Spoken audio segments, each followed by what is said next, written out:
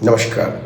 Sanskrit literature is rich. The Artha's mother, the Atharvana Veda, beautifully describes our relationship with the planet as a family.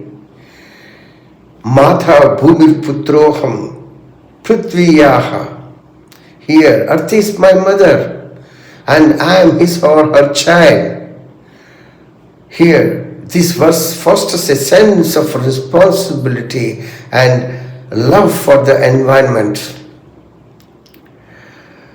Just as a child cares for their mother, we are tasked with protecting and nurturing the earth, nature as refuge.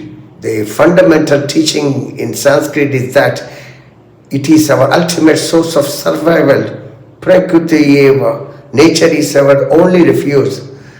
Here, there is no life without nature. It emphasizes that we should seek shelter in and protect our environment rather than exploit it. The divinity of elements, the Bhagavad Gita explains that physical elements are actually forms of divine energy.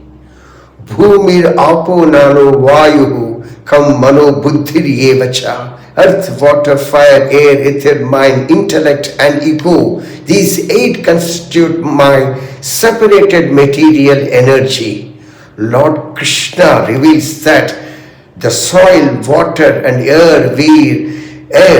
we interact with our divine manifestation. Polluting these elements is seen or corrupting a form of divine presence.